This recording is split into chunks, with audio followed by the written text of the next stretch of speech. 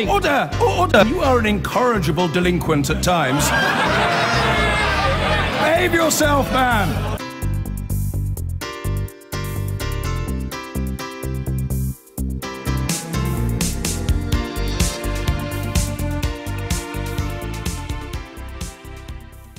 Hello and welcome to the London part of the show. Joining me for the duration, David Lammy, Labour candidate for Tottenham, and Mark Field, Conservative candidate for the cities of London and Westminster. Welcome to both of you. David Lammy, let's talk about tax. Because Labour's manifesto, the bits that we've seen so far, are saying that they plan to increase taxes modestly for those earning over £80,000 a year to pay for public services. Do you support that? Absolutely, absolutely. I mean, I think average earnings in London are somewhere between 30,000 and 35,000, depending on where you are in the city. Certainly when I think of my voters, care workers, zero-hour contracts, they work in a local retail centre. The vast majority of them need public services that we actually can count on, and that means for that small percentage at the top, they should pay a little bit more. But why not a bit more than that? I mean, John McDonnell, the Shadow Chancellor, says it's a modest increase. Well, why not be more radical?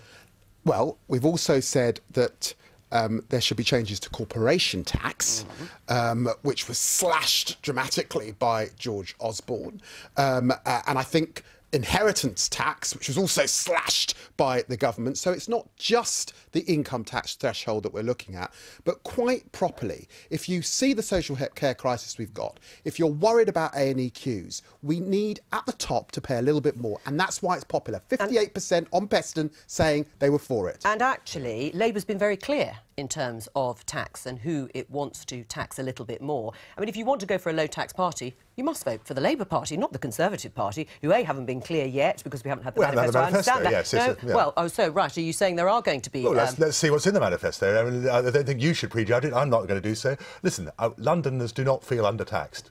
My instinct is that £80,000... Which Londoners? Many Londoners. I accept the Londoners that I represent are perhaps slightly different from the ones that... JP Morgan. Well, listen, in the key marginal seats of Ealing, Central and Acton, in Brentford and Chiswick, Brentford and Isleworth, in the areas such as Westminster North, 80,000 is not a lot of money. Right, so you don't think they're rich? No, I don't think they're rich. I think it's a very expensive city in which to live. The cost of living is incredibly high. But also, let's face it, anyone who's on £55,000 a year will be thinking, hang on, I'm 2 promotions away from suddenly being regarded as super rich by the Labour Party. It's not the right way forward. Do you think people who earn over £80,000 are rich? I can afford to pay a bit more.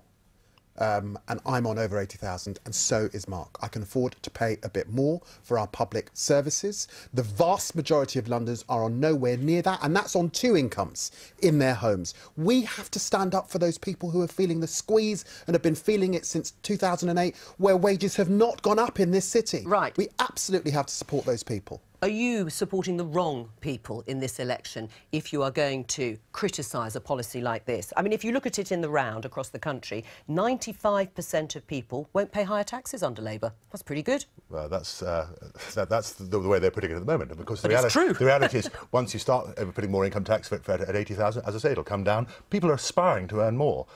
I think that the biggest story that I hear about, particularly about income tax, is that many people who are earning at the higher rates of tax now feel there's a massive disincentive towards working harder. Are you killing aspirations? Tax is too high. No, that's the problem. The choice really is between taxation or austerity, and that's what the Tories have gone for always. Slashing and burning every single public services. Look at our local authority spending. Not even now able to properly clear the streets and the bins because of the terrible slashed. Look at the housing that we haven't built. For all of those reasons... That is good. And we'll talk about that. Very shortly. Absolutely need to see a tax threshold increase. Let's briefly talk about the campaign and the style of the campaign. Labour were criticised in parts of the press because of the leak last week. But what about the Tory campaign? Is it too presidential?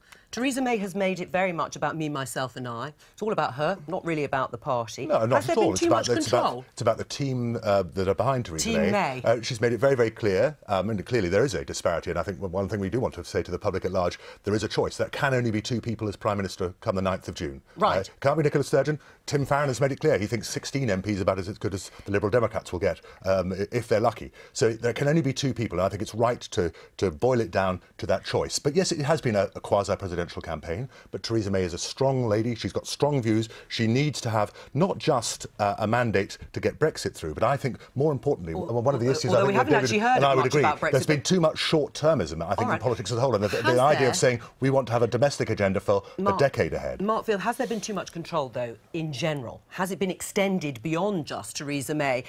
In our experience, in trying to get Tory representatives, candidates, associations, to actually put people up... I'm here, you know. Yes, you are here, but we have also experienced people who've said they'll come on, and then it's been scuppered by Conservative Central Office. And that also plays into this idea of questions having to be briefed to journalists, or from journalists to Theresa May before she's actually asked those questions. I think, in fairness, Joe, all elections are fairly controlled events, and of course one of the difficulties is that you're always looking to try and find divisions, and that applies to the Labour Party as well as to our party, in rather than having a broader debate on a whole range of issues. And I think it's fair to say, let's be honest, as London MPs, David and I probably agree on more things than might meet the eye, but there are certain issues that we wouldn't necessarily be entirely at one with our party on a whole range of issues like migration. You know, we're living in a global city. We recognise the importance of financial services in a way that it's very easy to put it to one part. And therefore, if we come on to programmes, the last thing we want to hear is, oh, you're divided from what your party leadership is saying. Well, let's see if more of your colleagues actually appear on the programmes. We'll have to leave it there. 25 days. Good.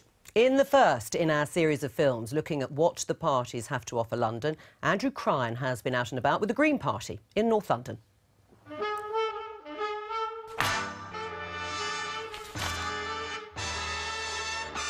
The first environmental parties blossomed in the 1970s. Are we really going to have twice as many cars, twice as many television sets, twice as many refrigerators? But today, they've evolved into something different, and the Green Party is fighting this election on a whole range of policies, many of which bear a striking similarity to Jeremy Corbyn's Labour. When I heard their manifesto being leaked and discussed on Radio 4 yesterday morning, I thought it was our manifesto that had been leaked for a moment, and then I realised that some of the policies weren't quite as radical as ours. The Green Party manifesto is due out in a few days, but the policies they have released, well, many are exactly the same as Labour's, including votes for 16-year-olds and a promise to end both university tuition fees and NHS privatisation. Both parties say they want to scrap the government's immigration target, introduce rent controls and build a very similar number of new socially rented homes. Well, the Greens, I think, have the real challenge electorally that the Labour Party, in its current manifestation and form and with its current leadership, is probably quite attractive to many Green voters. So those voters who in the past perhaps were ex-Labour voters who've gone to the Greens will now have flocked back to Labour. But there is one big policy the Greens are hoping will differentiate themselves. They want a second referendum on EU membership. People should vote Green for a party that will give people a say on the terms of any EU exit deal that is negotiated by whoever is Prime Minister after the general election.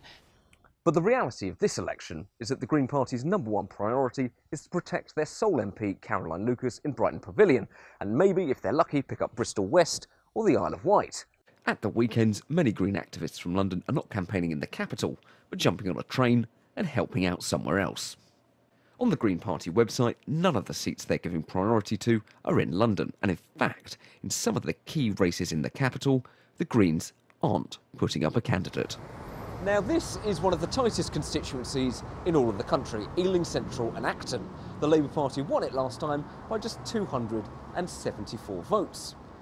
Now, on the 8th of June, the Green Party have decided not to stand a candidate, saying people should lend their votes to Labour and keep the Tories out. Stephen Clark has helped negotiate deals between those parties on the left. There are now 5 seats in London where the Greens have decided to step aside. I think the Green Party have clearly operated more in the spirit of the alliance than the other parties, and I think this has got a bit to do with their culture. They passed a resolution at their recent conference that said it was for local parties to decide whether, in the interests of pushing the Green agenda and pushing electoral change, if they chose to stand aside, they could.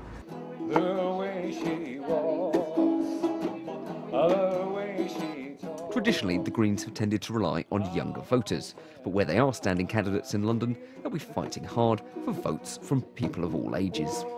The question is whether in their hearts they're really fighting to win. I wonder if our other guests have had to dance their way through this campaign so far, or maybe that's to come. Anyway, I'm joined by Sian Berry from the London Assembly, a senior figure in the Green Party, and enjoying that, obviously. Welcome to the programme.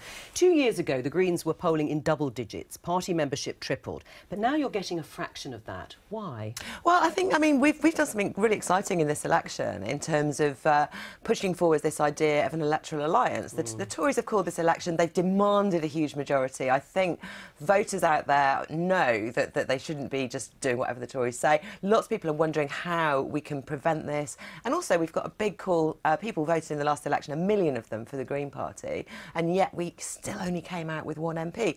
Our system is broken, and we have to be working with parties to change the voting system so that millions of people across the country, in marginals, in areas which, you know, the Greens aren't strong, where it's Labour versus Tory, where there are safe seats, people's votes are not counting right across the country, and we have to do something about that. If you put the voting system aside, because obviously that is always the battle cry from you and the Liberal Democrats in terms of the voting system, but even so, the figures are going in the wrong direction for you, whereas you were building last time round.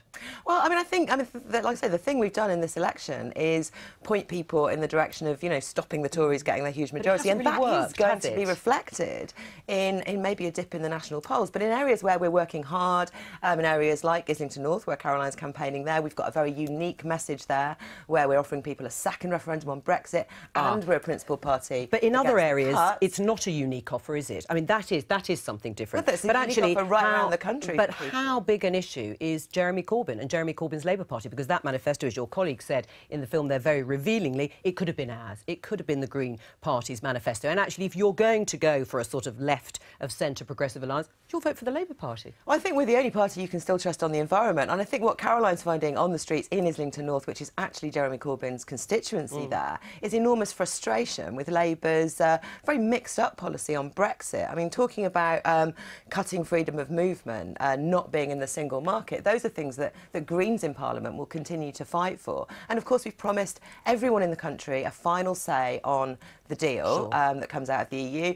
That's fair to the young people out there. Literally, almost nobody under 21 by the time we exit the EU will have had a say on this. So right, it's really and that is a 16 to 18-year-olds. And that is a distinctive offer. But you're hailing the progressive alliance as if it is something that has been adopted broadly by both the Liberal Democrats and the Labour Party, and it hasn't been. I mean, they have not taken up your cry on this issue. Whether it would have worked or not, we won't know. So you're not contesting 5 London seats. Bearing in mind it's not being reciprocated in any formal way, why bother to give Labour and the Liberal Democrat that free run? Well, I mean, Greens across London were thinking about doing this, and there were far more than 6 seats where this kind of thing was considered. And I think it's a bit of a shame, really, that Labour didn't join in at a national level, that they didn't stand aside in the Isle of Wight, because that could have unlocked a number of other seats. But in the places we're doing it, these are where there are tiny majorities, where it really does make sense for the progressive vote to come behind the Labour candidate. And I'm really proud of the Greens who've done that. Well, do you think that was a missed opportunity? Why isn't Labour working with the Greens and the Liberal Democrats? You could have maximised your seats in those areas where the marginal seats are very, very small majorities. Look, I've got to be honest, I'm worried about any potential for a lack of opposition of a Conservative government, and therefore I am more open to working with the Greens than some others in my own party. And certainly I've worked very well with Caroline Lucas on our opposition to Brexit. Particularly, we share an all-party group. Having said that, I'm very pleased to see the Greens stand down in places like Ealing, where I do think that where you've got strong MPs like Rupert, you want that support, and therefore there's a continued discussion on where we can work together, it seems to me. Have you talked to the Greens locally? Yeah, of course we're talking to the Greens in the London Borough of Haringey for sure.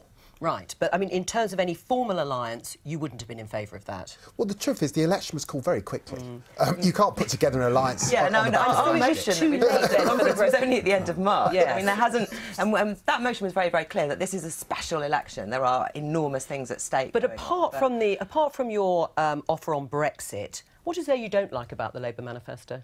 Well, I think we're opposition politicians against Labour councils in a lot of places. But what don't you like about the Labour? I am in Camden, Caroline is in Islington, and so there is definitely a role for the Greens. I'm on the London Assembly. I'm challenging Sadiq Khan over some of his broken promises on estates, on renting. But broadly, on tax, on rail nationalisation, when it comes to the salaries for the public sector, I mean, any of that you disagree with? Those are all policies that actually, you know, like Caroline said, were in our 2015 manifesto. It is extremely flattering to see them taken up by the Labour Party, but it isn't across the board, and we do have a different philosophy, a different approach. We are distinct parties, and we have a very distinct offer in this election, which is the combination of a final say on Brexit and principled opposition to the cuts. You won't find another party doing that. Right, and in terms of the environment, could we say that the Conservative Party is environment light? I wouldn't say it's environment light. I mean, I think what it's fair to say, and one of the reasons, I mean, perhaps that, Sian, that the Green Party have had difficulty making breakthrough is actually, in many ways, it's a tribute to the Green Party's involvement in politics over the last 20 years, is that both the Conservative Party and the Labour Party have taken on, I accept, not all of your agenda, but quite a lot of it. Which policy have the Tories taken on from the Greens? Oh, no, I think quite a lot of our environmental policies. I mean, listen, I have to say... There's an enormous chasm between us and the Conservatives on the environment. There may be a chasm, but I think, I mean, certainly in relation to, I mean, I think it's one of the regrets, I'll be honest, about the whole DEFRA business in the High Court just before the election got called. I hope that will be an early priority if we are re-elected, that we'll make sure that we get something on clean air, which is a very important issue. And we're going to talk London. about that in just a moment. But in terms of, in general terms, in the environment, do you still think that the Conservative Party could do a lot more in terms of its offer, and it's actually sort of gone backwards? No, I don't think it's gone backwards. I think we've done a lot. I think there's a huge amount, particularly on renewables, on solar and wind energy. In the last 10 years, there's been a sea change in the tax treatment in relation to all of this. All right. And as I say, it's in many ways in part a tribute to the impact that the Green Party has had more as a movement rather than necessarily I've spent the last party. 5 years fighting the Conservatives' road building plans. We do not have a Green government at the moment. Anything they do is tiny and token, and we need to have Greens in Parliament arguing for comprehensive things like a sustainable transport policy and a clean air plan. Well, that's what we're going to talk about. Let's move on to that issue of particular interest to the Green Party and my other guests, it seems, and one which campaigners say should be a major concern for all political parties: air quality in the capital. Our environment correspondent Tom Edwards reports on how the parties are proposing to tackle the problem, which affects many living in London and might well influence the way they vote. A community in Kennington demanding action on bad air. My name is Aoife and I am 7 years old. They want all parties to sign their clean air pledge. I want to try clean up the pollution in the air, so when I get older I won't have lung disease or problems with my lungs. I feel that the bad air that I'll be breathing in will make me ill. 45,000 vehicles a day use this road. Poor air quality here is a real concern. Will it affect how you vote in the election? Yes, certainly. Certainly. There needs to be a clean air agenda. We can't continue like this. This is a killer. We're pretending it's not there because we can't see it. People are dying for it. If it weren't for the smoke-laden fog outside, he'd be on his feet at this moment. As it is, in a week, he'll be dead. The last big political intervention on air quality was over 60 years ago. Here is the main source of atmospheric pollution. The Clean Air Act banned coal after the Great Smog, where thousands of Londoners died. There are now calls for new legislation to tackle fumes from traffic. About 50% of nitrogen dioxide is due to road traffic. The Mayor says he can deal with about half of that with his ultra-low emission zone, where the polluter pays. But he'll need help from whoever's elected here to deal with the rest of it. Big breath in and fast. Children here at the Royal Brompton see the impact of London's high levels of pollution, especially nitrogen dioxide. Experts say it slows lung growth, and poor air is shortening the lives of thousands of Londoners a year.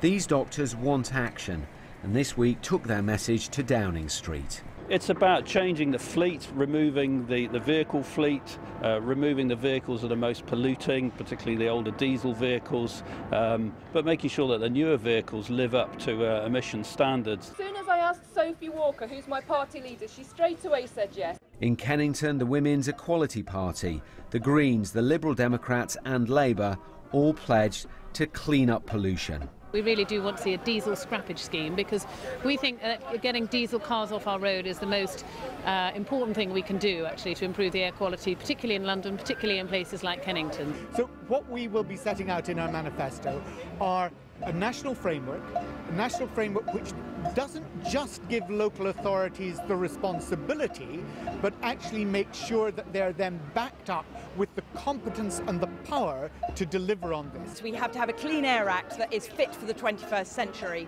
that can deal with these poisonous, tiny little particles that get deep into our lungs and into our bloodstreams. The Conservatives didn't attend. They would charge diesel drivers only as a last resort. The real public health issues are in areas of our main cities where there are particular problems. That's where we should be focusing our effort. We don't want to see a national programme of penalising motorists, because that penalises the economy. Clean air campaigners say London is now in the grip of a health emergency and say all parties should make tackling it a priority.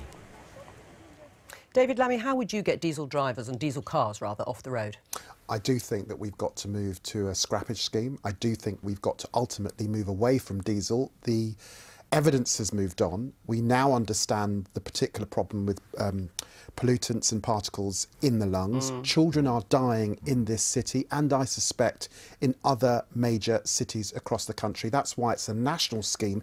In a sense, the running that Sadiq Khan's done in London with the higher emission zones and his toxicity charge have to now become national, and that's why we need a new Clean Air Act. As we got rid of smog in the past, we need to deal with this, and it needs a national framework. Right, do you agree with that? I mean, you know, well, except charging diesel drivers only as a last resort, that's not going to get those diesel cars off the road. I've personally been banging on about this for a long time. My constituent, Simon Burkitt, was in touch with me about 7 or 8 years ago, so I mean, this is something that I've been fairly passionate about. And it's quite a salutary lesson that environmental science is constantly also in a state of flux. 15 years ago... Because who was saying we should be driving diesel 15 cars? years ago, the government, it happened to be a Labour government, but the government at the time was saying, go down the diesel route. I think we, however, do need a diesel scrappage scheme, but we also need to recognise, as part of that, those who are incentivised to go down the diesel route should be able to get some compensation for doing so. Isn't that the problem, that you're penalising drivers who actually, many of them, will have innocently bought diesel cars thinking it was the right thing to do? Yeah, and I think, you know, we do need a diesel scrappage scheme, and you know who should pay? The car makers should pay, because they're the ones who cheated on the standards that we established at a European level